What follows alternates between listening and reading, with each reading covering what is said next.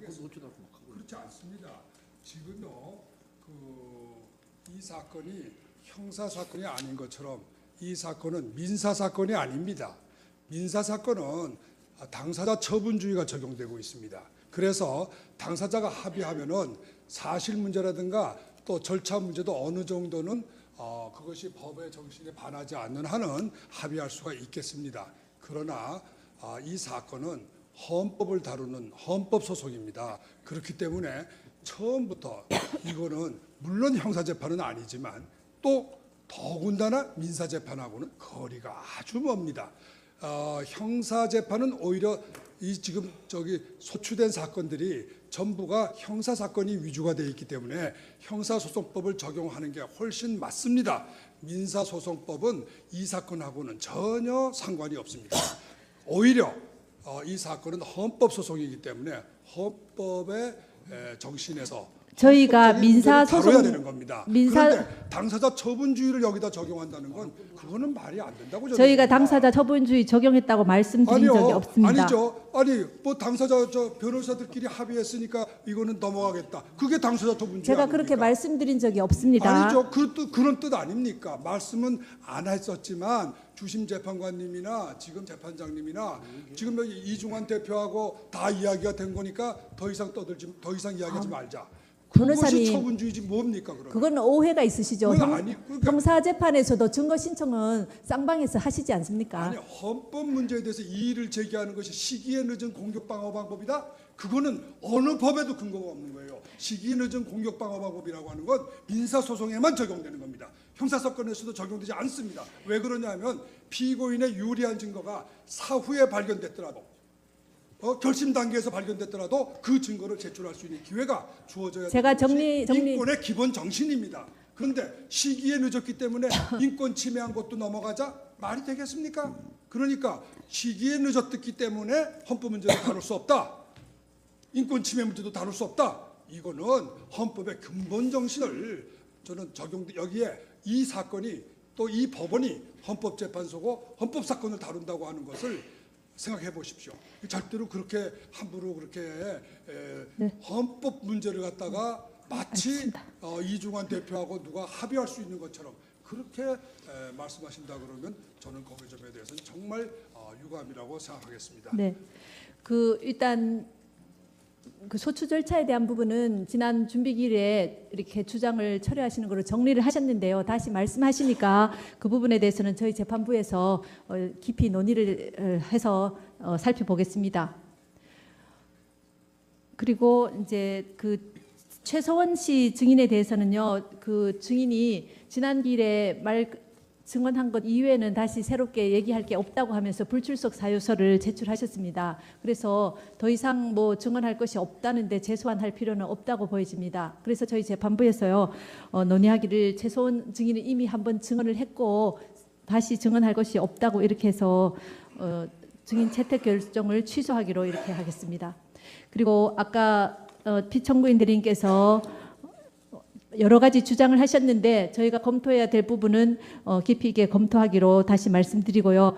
그다음에 신청하신 여러 증거에 대해서는 많은 부분이 그 법 해석에 대한 증인이거나 또는 소추 절차에 대한 이거나 한데 이 부분들은 저희가 재판부에서 판단할 사항이고 또 그 법 해석에 대한 부분은 그분들이 쓰신 여러 자료나 또 그 밖에 다른 분들이 쓰신 자료도 저희가 다 봤습니다. 다 보고 있으니까 그 부분들은 증인으로 굳이 채택할 필요가 없다고 보여집니다. 그래서 피청구인이 신청하신 모든 증거, 오늘 신청하신 증거에 대해서는 저희가 재판부에서 오전, 그다음 점심시간, 아까 휴정기간 동안에 여러 차례에 걸쳐서 논의를 했습니다. 그래서 모두 채택하지 않기로 결정합니다. 이의가 있습니다. 잠깐. 법률 문제이기 때문에 증거가 필요 없다. 그거는 근거가 없는 이야기입니다. 원래 법률 해석은 판사가 일방적으로 하는 거 아닙니다. 특히 헌법이라든가 외국의 선례라든가 이러한 것들은 입증사항입니다. 입증할 수 있는 사항이고 입증해야 되는 사항입니다. 만일에 그 점에 대해서 강일원 재판장님이 소장님이 나는 미국에서 공부를 했기 때문에 나는 외국법도 잘 안다. 그거는 개인적인 지식입니다. 지금 여기 앉아 계신 재판관님들이 알고 있는 헌법에 관한 지식은 개인적인 지식입니다. 그렇기 때문에 그것을 가지고 재판하면 안 됩니다. 법에 대한 지식도 입증사항입니다. 이거는 어느 책이나 다 잘 보세요. 사실 문제만 입증사항이 아니고 법률 문제도 모든 사람에게 공지된 사실이 아니면 그것도 입증해야 되는 겁니다. 근데 입증을 안 받겠다, 난 다 안다, 이거는 오만입니다. 그리고 판사라고 해서 모든 법을 다 안다, 있을 수 없는 이야기입니다.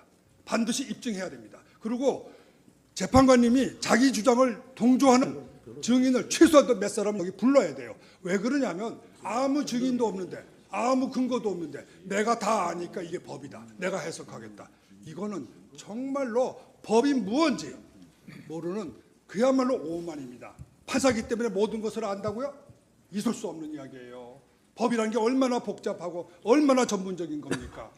그런 거를 갖다가 판사가 마치 자기가 다 아는 것처럼, 그거 설사 자기가 개인적인 지식이 있더라도 그것이 모든 사람이 다 수긍할 수 있는 지식이라는 증거가 있어야 되잖아요. 뒷받침이 있어야 되잖아요. 왜 뒷받침을 안 하고 혼자서 내가 아니까 이게 법이다, 재판하겠다, 이거는 근거가 없는 말씀이에요. 법도 입증해야 되는 겁니다. 네, 특히 외국법, 헌법, 외국 사례 이런 건 전부가 다 입증해야 됩니다. 입증도 없이 어떻게 자기가 그걸 가지고 근거로 재판할 수 있다는 거예요?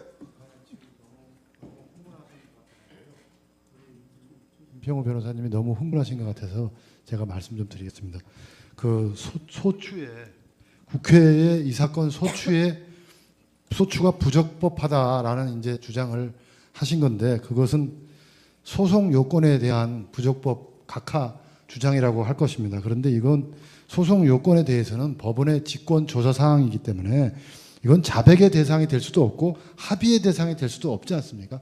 그렇기 때문에 이제 준비 절차 기일에서 뭐 철회하는 것으로 정리되었다, 아니면 아예 자백하는 것으로 정리됐거나 아예 합의가 있었던 걸로 정리됐다 하더라도 문제 삼을 수 있는 건데, 그것을 문제 삼고 있는 거 아닙니까? 이것을 만약에 문제 삼지 않는다면, 변론이 종결되기 전에 문제 삼지 않는다면 안 되죠. 그러니까 변론 종결 전에 당연히 이렇게 문제를 삼고 있는데, 재판장님께서 소추 절차에 대해서는 깊이 논의해서 살펴보겠다, 지금 이 말씀을 해주셔서 다행인데요. 그냥 네, 저희가 살펴보겠다고 그냥 넘어가시고 있기도 모든 합니다. 사실 실제로 살펴보고 있기도 합니다. 네, 그걸 그 부분은. 살펴보겠다고 말씀하시고 모든 관련 심리를 그냥 안 하시려고 지금 하시니까 지금 그러시는 건데, 좀 이 부분에 대해서 오늘 당장 뭐 결론 내리실 게 아니지 않습니까? 지금 결론 내리시고 뭐 소송 요건에 대해서 모든 걸 심리가 끝났다고 지금 말씀하시는 건지, 그걸 좀 저희가 오해를 하지 않게 좀 설명을 좀 해주시죠. 지금 이제 소송 요건에 대해서 심리가 전부 끝났다고 하시는 건지, 아니면 소송 요건에 대한 심리가 아직도 여지가 있는 건지, 그걸 좀 말씀해 주셔야지 그냥 깊이 논의해서 살펴보겠다고만 하시면 저희가 무슨 말씀인지를 잘 이해를 할 수가 없습니다. 지금 재판장님 말씀은요, 그 부분은 법률 판단 문제이기 때문에 저희들이 논의해서 판단하겠다는 그런 말씀이십니다. 예. 아니요. 제가 하겠습니다. 지금 주심 재판관님 말씀 잘 들었고요. 저희들은 그 이 사건에 관하여 신청인의 소송 대리인은 다음과 같은 사유로 헌법재판관 강일원의 기피를 신청합니다. 신청 취지: 헌법재판소 2016 헌나 대통령 박근혜 탄핵 사건에 관하여 헌법재판관 강일원에 대한 기피 신청은 이유 있다라는 결정을 구합니다.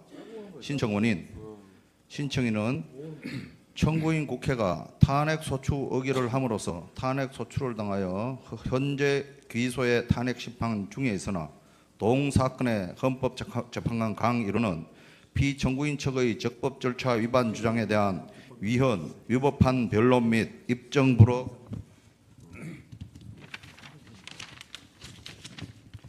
처분을 통한 잠깐 이 있습니다. 잠깐 제 이 있습니다. 변론하고 있는 아니, 중인데 변론이 아니라 진행 발언입니다. 끝나시고 하십시오. 처분을 통한 변론권 제한, 소위 쟁점 정리라는 이름 아래 새로운 탄핵 소장 조금만 내용을 기다리십시오. 제시하여 청구인 측으로 하여금 준비 서면이라는 이름 아래 소추장의 내용을 불법으로 변경하도록 하고, 이 변경된 소추장에 따라 재판을 진행하여 불공정한 편파적 재판 진행, 아무런 헌법적 근거도 없이 당사자가 동의하지 않는 수사기관의 조서에 증거의 적법성을 부여하여 위헌적인 증거 규칙을 멋대로 입법하고 그 위헌적인 증거 규칙을 근거로 검찰이 일방적으로 작성한 조서를 이 사건 탄핵 심판의 증거로 채택한 위헌 위법한 재판 진행, 편파적인 직권 정의신문, 독선적인 적용법 해석을 통해 고압적인 재판 진행을 함으로써 위 재판관이 이 사건에 관여함은 헌법재판소법 제40조에 의해 준용되는 민사소송법 제43조 1항에 규정된 재판의 공정성을 해할 수 있는 사유에 해당하므로 이 사건의 기피 신청에 이른 겁니다. 소명 방법은 추후 제출하겠습니다. 이상입니다. 동의합니다. 네, 잠깐만. 네, 말씀하십시오. 지금 기피 신청에 대해서는 그 신청서를 좀 주시겠습니까? 신청서 완성되지 않았습니다. 지금 송달료가 그 채로 그러면 주십시오. 송달료 납부서를 첨부하지 아마 서면으로 3일 내에 아마 소명하도록 되어 있으니까 3일 내에 제출하도록 하겠습니다. 기피 신청은 소송 지연의 목적이 있을 경우에는 기피 신청에 대한 본안 판단을 하지 않고 신청을 각하할 수 있다는 조문에 따라서 피청구인 대리인의 기피 신청을 각하해 주시기 바랍니다. 잘 알겠습니다. 그러면은 저희가 잠깐 이 진행 상황에 대해서 논의하기 위해서 휴정을 하도록 하겠습니다. 5시 45분에 다시 재판을 진행하도록 하겠습니다. 분이 검토했습니다. 그 부분에 대해서는요. 저희들이 그냥 구두로만 얘기했지 추가로 저희들이 서명으로 소송법을 다시 제출한다고 한번 얘기했습니다. 검토해 보셨으면 좋겠습니다. 그 부분은요. 잠깐만요. 제가 아까 권성동 법사위 대표에게 질문한 사항이 37가지인데 여기에 대해서 답변할 것이냐 말 것이냐는 권성동 소추위 대표께서 결정을 하셔야 됩니다. 그런데 지금 이 법정에서는 재판부가 권성동 대표를 대리해서 결정을 하고 있어요.